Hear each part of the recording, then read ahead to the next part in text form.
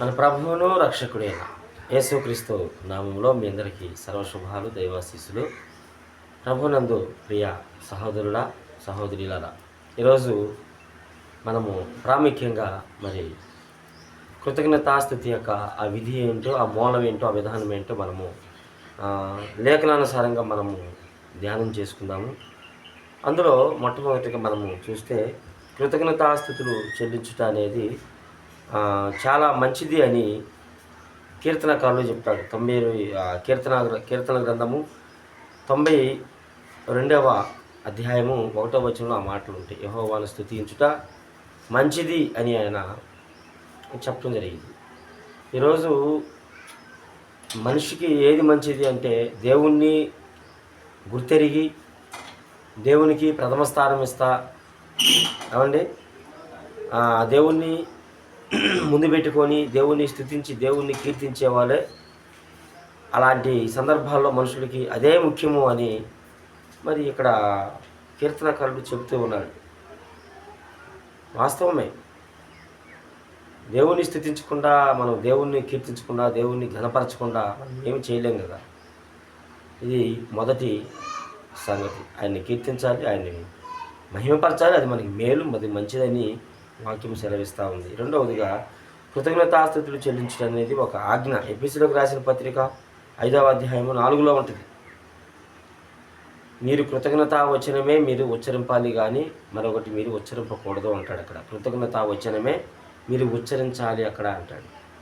అంటే మన నోట కృతజ్ఞతా వచనమే మనము పలకాలని అక్కడ ఆయన ఎఫెసీయులకు రాసిన పత్రికలో 5:4లో పౌలు ఆ మాటలు చెప్పడం జరిగింది. అంటే అది ఒక ఆజ్ఞ. ప్రతి ఒక్క మనిషి ఖచ్చితంగా, సజీవులైన వాళ్ళు, బ్రతికున్న వాళ్ళు ఖచ్చితంగా కృతజ్ఞతాస్థుతులు చెల్లించాలనేది ఒక ఆజ్ఞ అని పౌలు గారు అక్కడ చెప్పడం జరిగింది.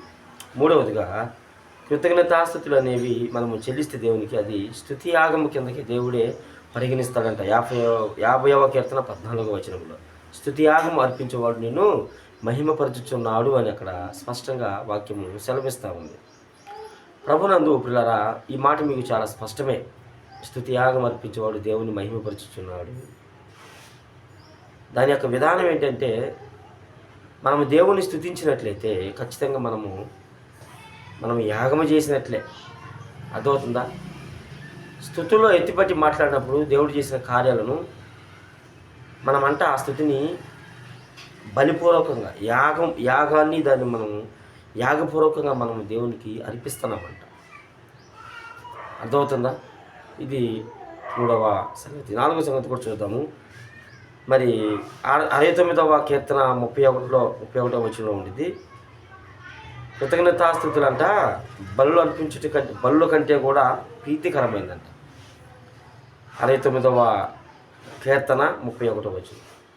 కృతజ్ఞతాస్థుతులు మనము దేవునికి చెల్లిస్తే దహన బలుల కంటే కూడా అది ఎంతో ప్రీతికరమైందంట.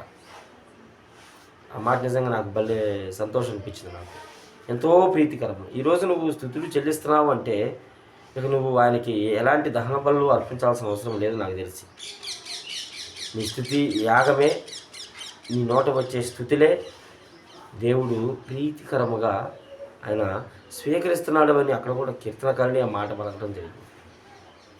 ఏమండి, ఈరోజు నువ్వు నిజంగా దేవునికి ప్రీతికరంగా ఉన్నావా? నీ నోట దేవునికి స్తుతులు వస్తున్నాయా? నీ నోట దేవునికి కృతజ్ఞతాస్థుతులు అనేవి, కృతజ్ఞతా వచనాలు మాత్రమే వస్తున్నాయా ఎదుటోళ్ళు నీతో మాట్లాడినప్పుడు?